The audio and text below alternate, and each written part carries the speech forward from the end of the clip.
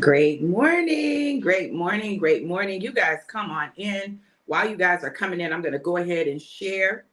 I know this is much later than normal. Yeah, I was going to share from my iPad, but it's dead, so I guess not. Let me turn on my do not disturb.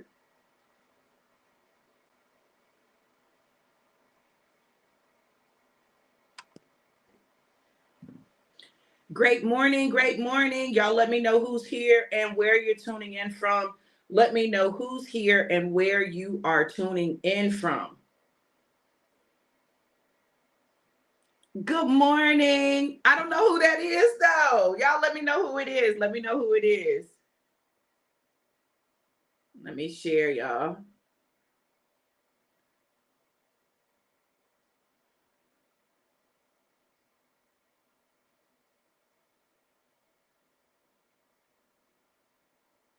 I I was looking at something. Hey Jackie, how you doing, sis? Good to see you. North Carolina in the building. Y'all, we're gonna get into some deep stuff today. So I want y'all to be ready. Let me go ahead and share.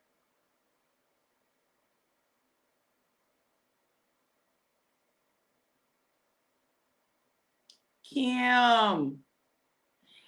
Kim, it depends on which link you click to come in. If you click one of the groups, you have to go in and give StreamYard permission to share your identity. That's what it is.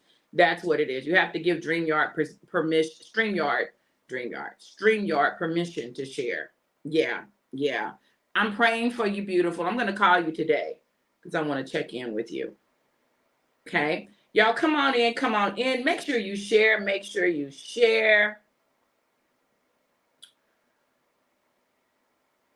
Hey, baby, from outside. All right, all right. Let me hit these groups real quick, y'all. Bear with me for just a second. All right. We're going to talk about the mind emotion connection. The mind emotion connection. Um, because you've got to understand this. You've got to understand this to understand why some things are happening in your life or why you are responding to them the way you are. Like all of these things, I want you to understand what's going on because it helps us to make better decisions, right? It helps us to make better decisions. And this season is about making decisions. This is a decision, listen, I can't talk. A decision season, okay? So you're going to get what you decide. You understand? So your decisions are going to affect what you get in this process, in this journey. Hold on, y'all. Let me hit a couple more. And I'm not going to be on a long time. Great morning, Summerlin. I'm not going to be on a long time because I'm going through a cleanse. So I'm not going to be out long, y'all. Oh my goodness. That's what took me so long getting on. Okay. All right. Hold on. Let me get this next one.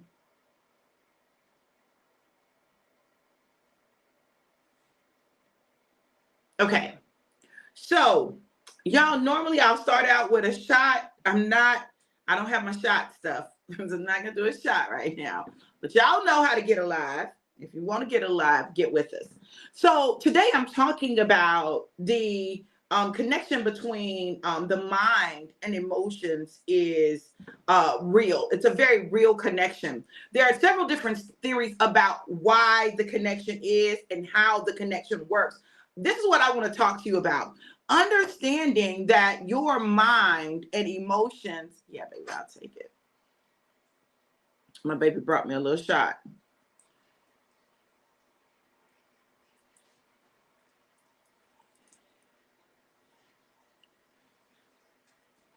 Shot. All right, y'all, here we go. Here's to understanding the mind emotion connection and taking control of your emotions.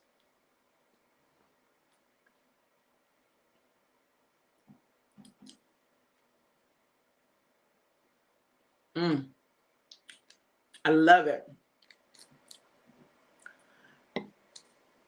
All right. So listen, one of the things that I do is I teach psychology. And in psychology, we talk about the connections between, we have different theories of emotions, I'm going to give you guys a little background, and then I want you to think about your life. I want you to think about how you respond to things, and I want you to figure out which one of these theories you really think works best for you, or you really think represents how emotion works in your life. I'm not saying there's a one size fits all. I know what theory I believe in. I believe the one that I think closest, and really it can be a hybrid, right? But the one that I think most closely represents what happens with the mind and the emotions. But I believe in the power of giving people information and allowing them to make decisions. See, I think one of the greatest challenges in our lives is that we get to a place where all we do is just accept what people say.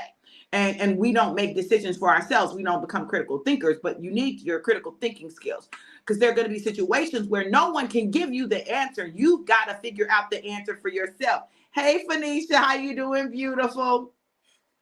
You've got to figure out the answer for yourself. So with that said, there are three different types of theories of emotions. There are the physiological theories. There's the it's physiological. It's three categories. It's physiological, it's neurological, that it stems from the brain, and it's cognitive, that it stems from thoughts, right? Physiological, they say that the responses in the body create emotions. The neurological says that our brain activity creates particular emotions, and the cognitive says that the thoughts form the emotions. Now listen, out the gate, I'm gonna tell you, I don't think it's any one of them. I think it's a combination. I believe that they all work together, right? So when we look at emotions and what emotions do and what they are, emotions tend to come in response to a stimuli. It tends to come from in response to a stimuli. There's a stimulus that creates an emotion. Oh, hey, Charlie, you on the road? You coming back early?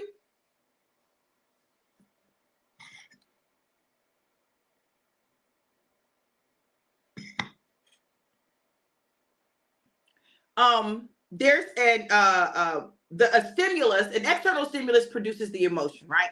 How that emotion is produced is affected by what goes on with our brain, our brain, our body, and our thoughts all work together, right? Our brain, our body, and our thoughts. So we experience something in life, and it triggers a physiological response, right? Triggers a physiological response. It may trigger something in our brain, and our brain says, okay. Our brain says, hey,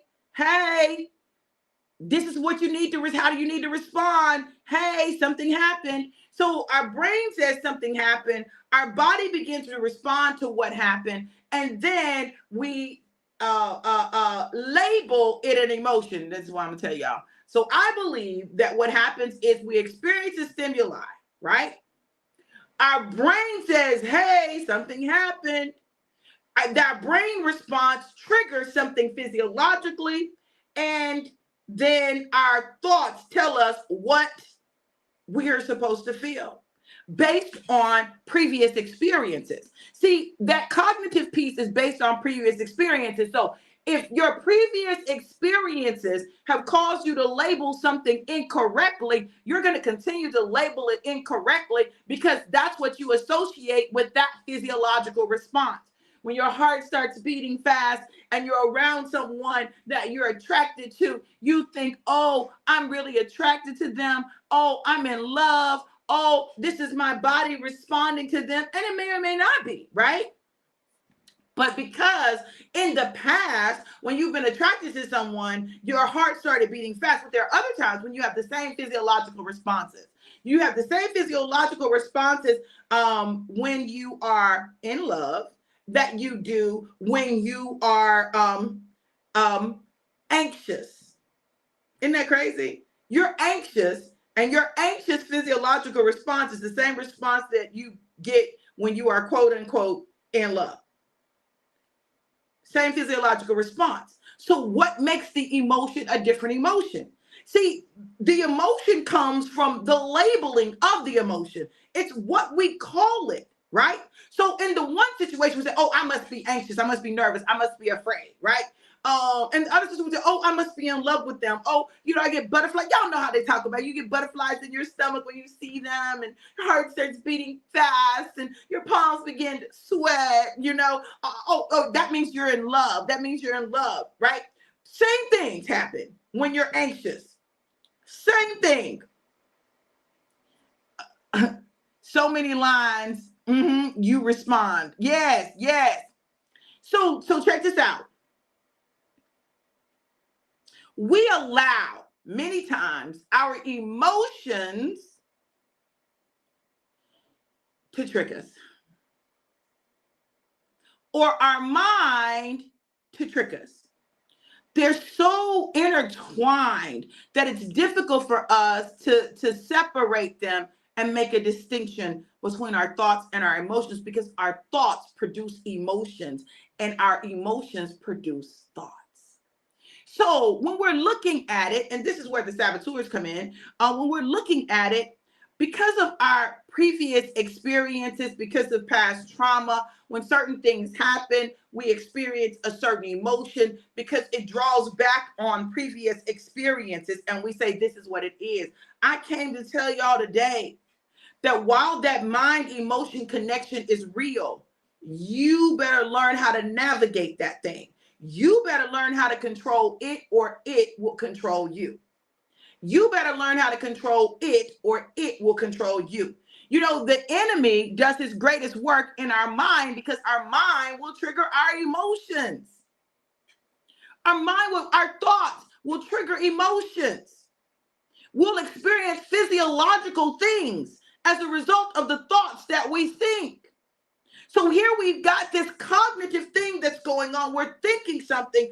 All of a sudden, our brain begins to be triggered and produce physiological responses that we then label as an emotion.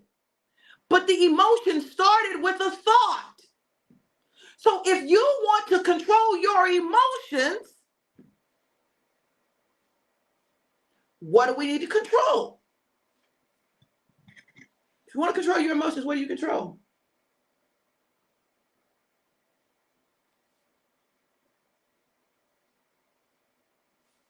Y'all let me know. What do you control? If you want to control your emotions, what do you need to control?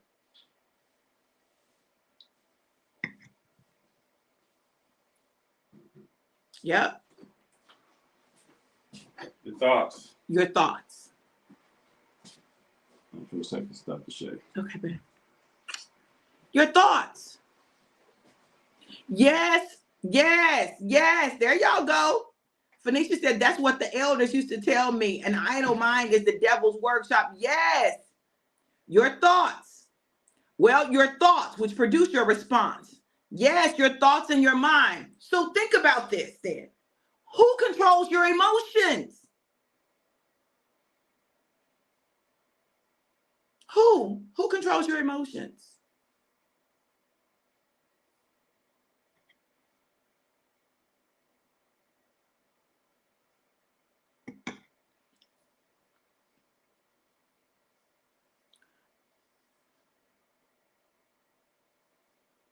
We do. We control our emotions by controlling our thoughts. Now, yeah, absolutely, Jackie. Now, the good thing about that is if you control your emotions, control them. You can, if you don't like the emotion that you're feeling, you can change it. You can change it by changing your thoughts. So listen.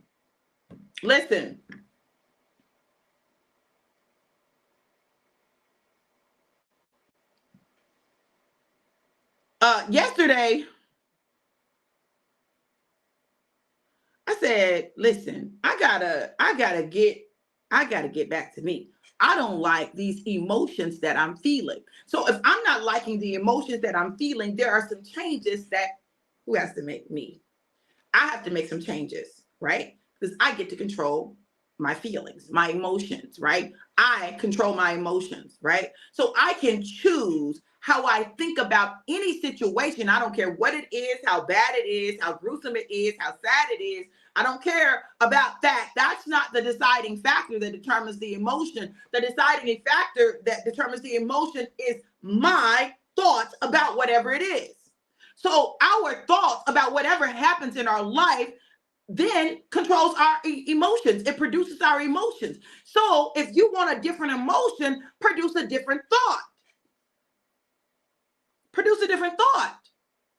Think differently about the situation. No, you can't necessarily change the situation. You can't change people, but what you can change is your thoughts about what people do, right? You can change how you handle people. You can change boundaries with people. You can change relationships with people. You can change whether or not you deal with people. You can control that part, but you've got to deal with those emotions that were produced. So you got to now change your thoughts. If you know, listen to me. This gonna bless somebody today because it's blessing me already. If you know a person has a tendency to do a certain thing that produces a certain thought and emotion in you, and you don't like that thought and that emotion, change it. Change how you view it. You can't make a person not anything. But what you can do is shift your mindset, right? The enemy loves using whatever that thing is that is most sensitive to us to poke and jab at us, to make us get frustrated, to get us off track, to get us off focus, to make us lose our location, right? To make us forget about those tools and those things that we have developed, those things that God has given us throughout our lifetime in order for us to get to destiny. Because if you get distracted enough in your emotions, in your feelings, then you will not be able to get to destiny. And God cannot trust you with the big stuff. If you can't control your emotions, if you can't control your thoughts, if you can't master that, if you can't master you, you're not going to be able to master the assignment. You got to master you. My job is to master me. My husband's job is to master him. I got to master me, regardless of whether he masters him or not. That's irrelevant to me mastering me. Do you understand? Yes, we want things to always be ideal. We want our kids to do what we think they should do. We want situations and circumstances to go the way we want them to go. We do. If we're honest, we do. But they won't always go like that. So now I got to shift me, my thoughts, my emotions in the process so that I can still produce what God has called me to produce, because God is dope. He would not give us this incredible brain that he has given us if we did not have the ability to control it. You got to remember, we use such a small, minute part of our brain.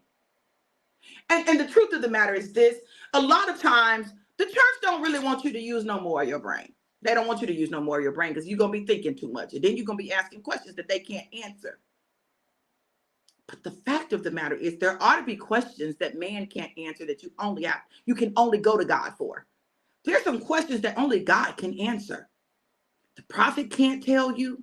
The apostle can't tell you. The pastor can't tell you. The evangelist can't tell you. The preacher can't tell you. The teacher can't tell you. Your mama can't tell you. Your daddy can't tell you. Your sisters and brothers can't tell you. Your aunts and uncles can't tell you. Your cousins can't tell you. Your friends can't tell you. No one can tell you but God.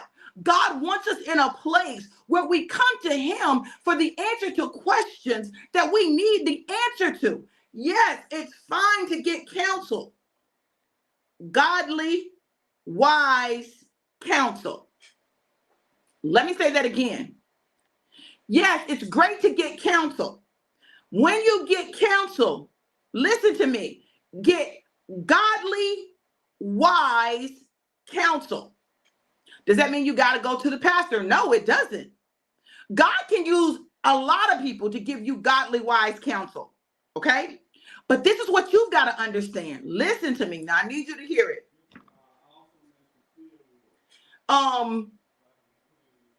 You can go, listen.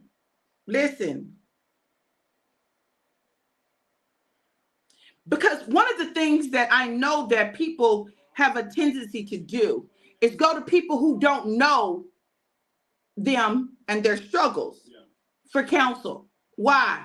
You don't know my patterns. You don't know my pastor knows my patterns. Those who have been in fellowship with me know my patterns, but this stranger doesn't know my patterns. So when I seek counsel from a stranger, they are less likely to know my patterns. And so maybe they won't see what other people would see if I went to them for counsel. People who know me. Because you don't want that. You don't want, you really just want somebody to tell you you're right. You really just want someone to come into agreement with you. It's good to have some people in your life who know you, who know God, who have wisdom, and will be honest with you. Because those people have a vested interest in your success.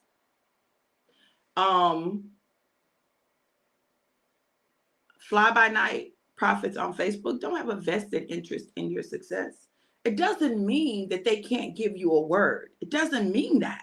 Angel number 111. What it means is that, y'all, we got to measure the words we are given. We got to measure them. We got to measure them with God. Always take it first to God. Take it first to God. Ask God, God, listen, this is a word I got. This is not connecting with my spirit. Okay? Go to God first. Why? God made you. He knows your product specifications. He knows the original design. He knows everything about you. You think he won't tell you? He will tell you. And it doesn't, oh my God. I want us not to put prophets on a pedestal. That's what I want us to not do. Don't do that. Don't put prophets on a pedestal. Prophets are still people. You understand? Prophets are still people. You got to know that. Listen, if I give you a word, hear me now. If I give you a word and the word does not resonate with your spirit, take that word to God. What you looking for, babe? I had a bag in my hand. A trash bag? You didn't bring it in here. Take it to God. I'm not offended by that. Take it to God and see what God says, right? What I've discovered about me is, in my words, I can give you a word that's a word for right now in the present, and then I can give you a word and it might be for down the line.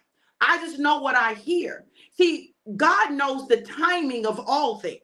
And so you got to trust God with the timing. You got to measure the word and trust God with the timing.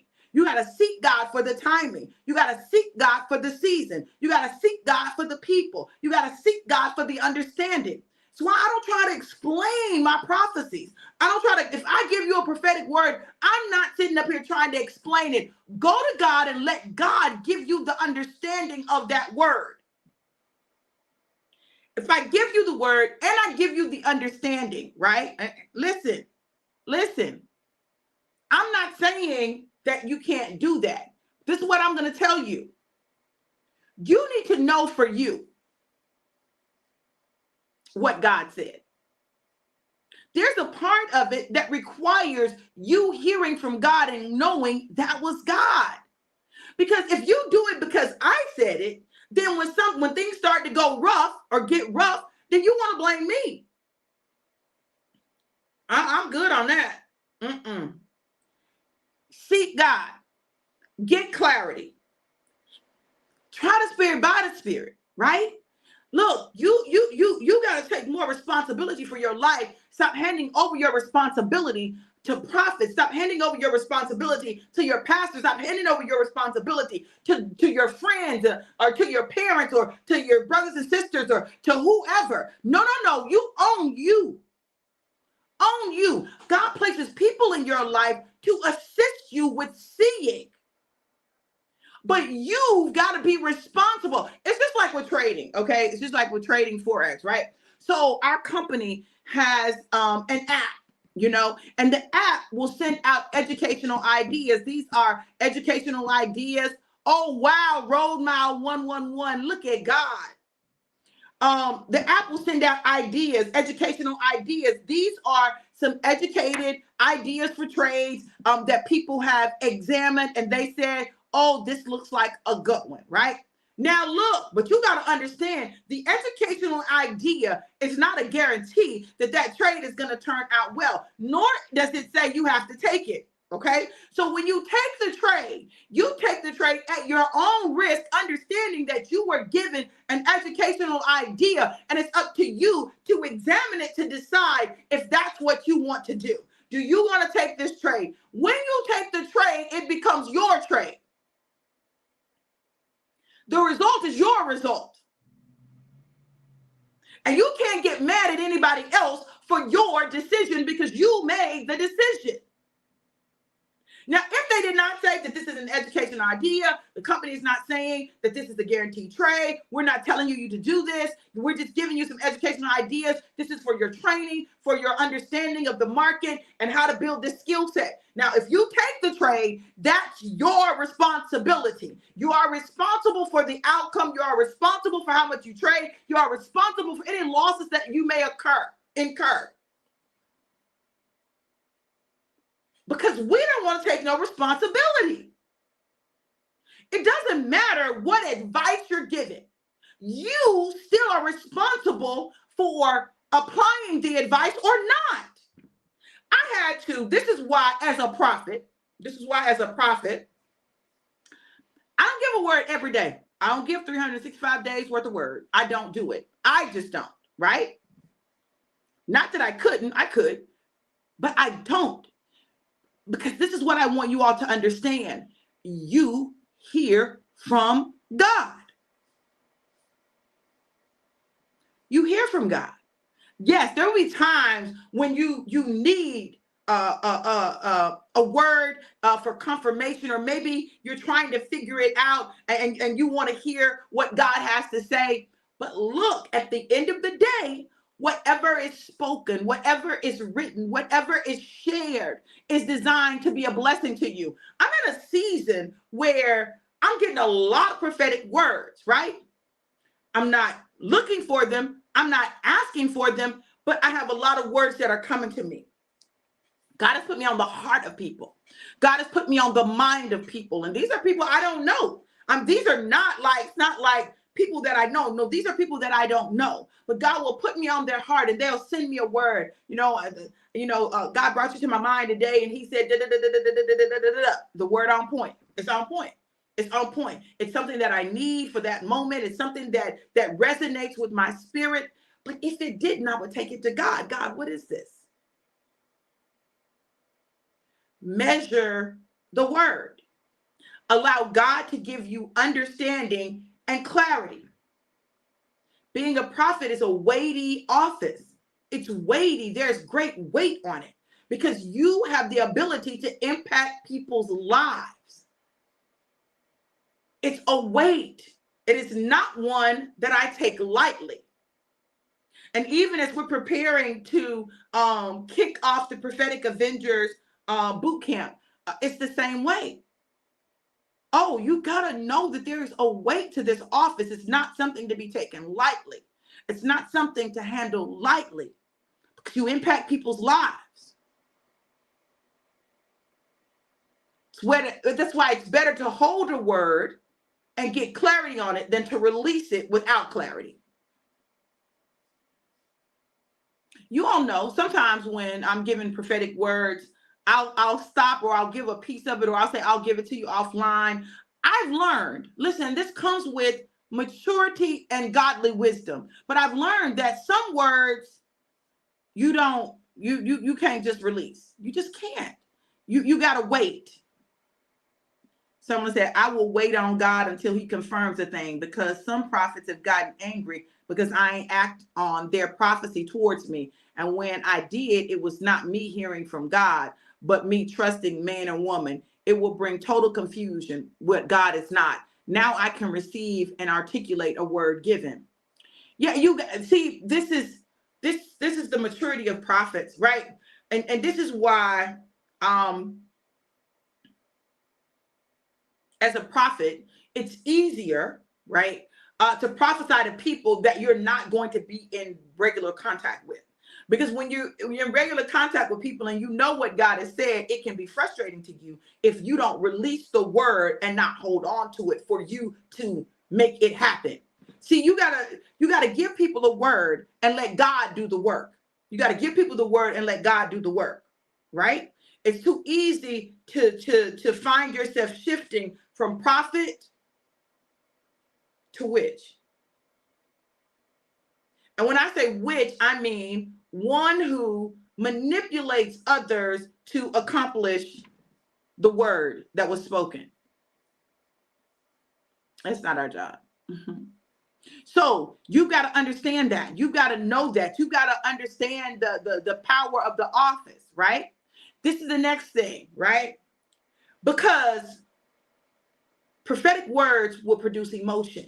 Because you get a word, you begin to think about that word that produces those thoughts that you produce then affects your body. So physiologically, you start to experience things, and it affects your emotions. Some words are heavy words, some words are hard words.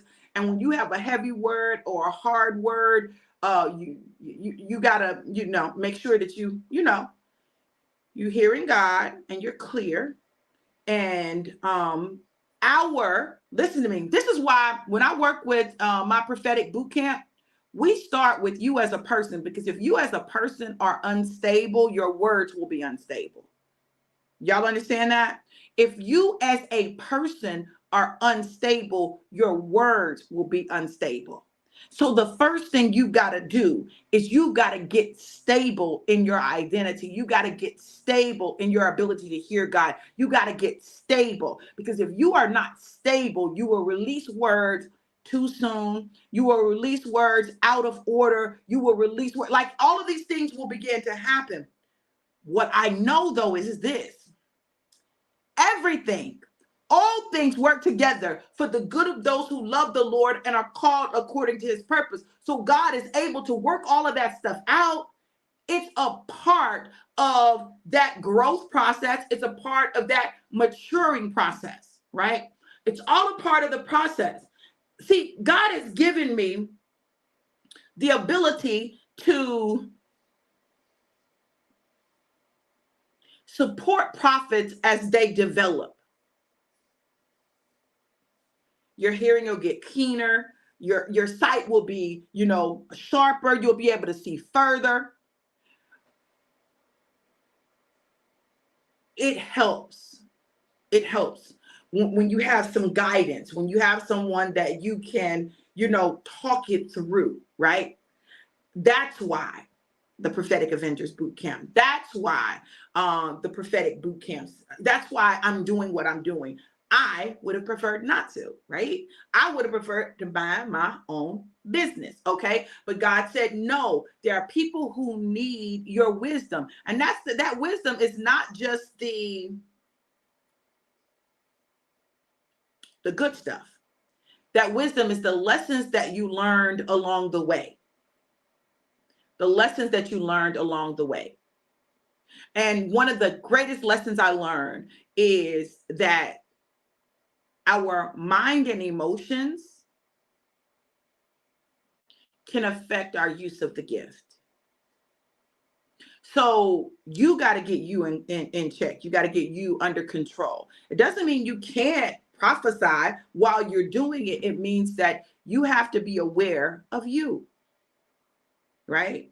You have to be aware of you. You have to be aware of what's going on inside of you. You've got to be aware of your areas of challenge. You got to be aware of your saboteurs. Your saboteurs affect your ability to prophesy accurately. Certain saboteurs can affect, ooh, this is good. I'm gonna have to get into this real deep. I talked about it some in the first class, but I'm gonna have to get into this deep.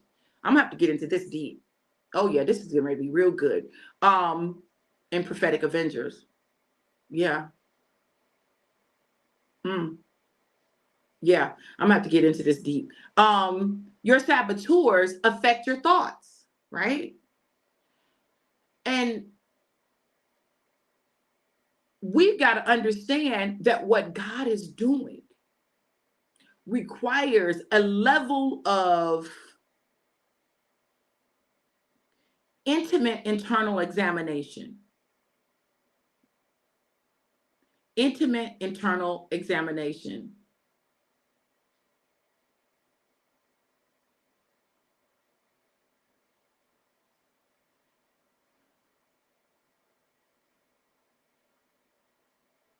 Yeah.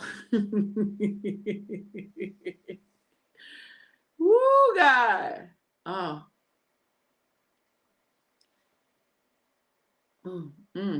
Intimate internal examination. We have a responsibility. We have a responsibility, and that responsibility is weighty for our lives individually and for our lives in the various offices we occupy in the kingdom. You got to get you together. I got to get me together. Yes, Summerlin, an intimate internal examination. Like,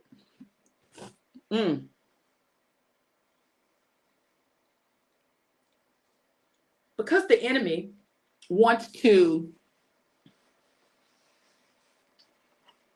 confuse us. The enemy wants to confuse us. He wants to confuse us, and he wants to confuse people. So he wants us confused. But God is not the God of confusion. He's a God of clarity.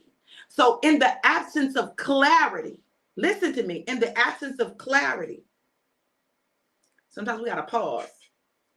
Got to pause and get clear.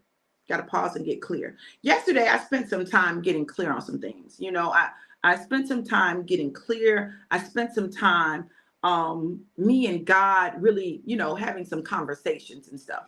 And one of the things that I'm clear on is the enemy wants to shut me down. The enemy wants to frustrate me and shut me down, because if he shuts me down, like I almost didn't go live today. Listen, let me tell you something.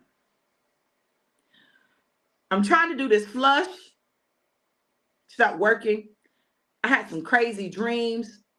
I'm like, listen, I'm just gonna lay down. Let me just lay down, because I don't know when this stuff is gonna go off, right? Fortunately, it went off before, and I tried to give myself enough time to be able to be okay to go live. But I almost didn't. And then God said, now you know that's what the enemy wants. And I said, I'm just trying to get through this flush. He said, I understand, but people need you today. They need you today. I know you need to flush, but they need you today. You can't wait to be there for the people that need you. They need a word today, this morning. So I had to okay, let me get up and get myself together so that I can do this thing that the Lord has called me to do.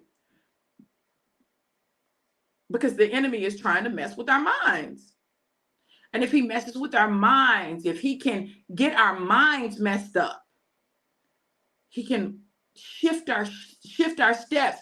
He can't shift our destiny, but he can shift our steps and delay our destiny. Y'all understand what I'm telling you? He can't shift our destiny, because our destiny is our destiny. God has established it. Like it was established before you were formed in your mother's womb. Your destiny had been established. Now, whether or not you get to it, that's a different story. So now it's in our best interest to get our minds right.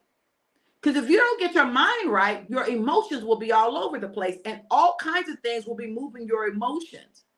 And then your emotions will begin to shift your mind.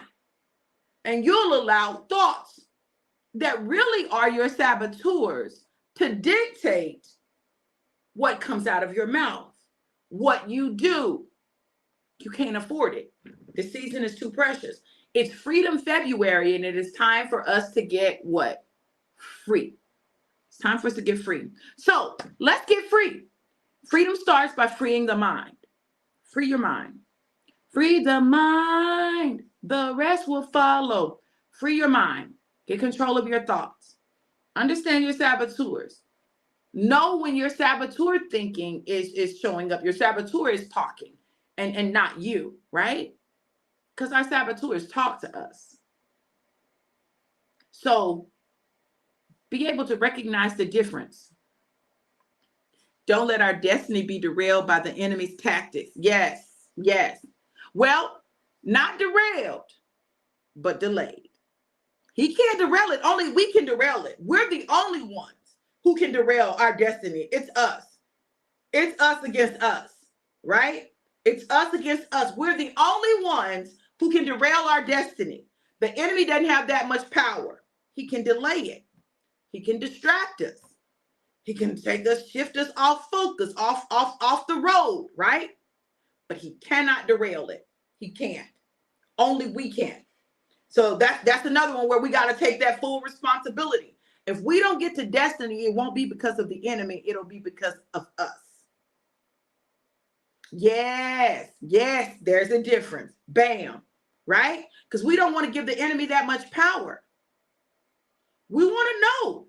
See, when you know the power you possess, then you can wield the power with wisdom. Woo, that's good. When you know the power you possess, you can wield the power with wisdom. Power without wisdom is dangerous. Power without wisdom is dangerous. So, have some people in your life with wisdom. When you start having thoughts that are a little, they may be a little off, talk to somebody about that. Talk to somebody about that.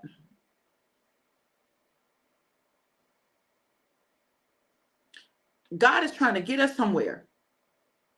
And we've got to understand that where he's trying to take us, the enemy does not want us to go. And the truth of the matter is the enemy doesn't want us to go either. The enemy wants us to stay in a place that's comfortable, what we know, what we're familiar with. It doesn't want us to change because change increases your risks. So you gotta know that some stuff is the enemy and some stuff is the enemy trying to keep you safe. Today, I pray this word has blessed you guys. I pray that you've gotten something out of it. Listen, the mind emotion connection is real. It's real. So if you want to change your emotions, then you must change your mind, change your thoughts, change what you focus on, change what you watch, change what you listen to, change your vibration, change the frequency that you're living on, change that. If you're in a depressed state, a low state, hey, shift that. How do you shift it? By shifting what you watch, what you listen to, what you meditate on. The word of God has given us the recipe. And it's up to us to cook that stuff up, okay? And when we do it, then we shift the things in our life. All right, you guys, listen, I pray this word has been a blessing to you. If you want to sow your Freedom February seed, you can sow that at $DRV Johnson 777, $DRV Johnson 777. If you want to order your oil, you put oil in the comments. I'll send you an invoice for it. Put oil in the comments. And send me your email address, and I'll send you an invoice for it so that you can get it. Listen, what I know is this: what God is doing for us in this season requires us to be an active participant. No, not no bystander. No, not making excuses. No, not blaming it on everybody else, but an active participant in our own liberation. Don't you want to be free? Listen, I love you guys to life and life more abundant. Have an amazing, incredible, and epic day. Be blessed. I'll see you tomorrow. Mwah.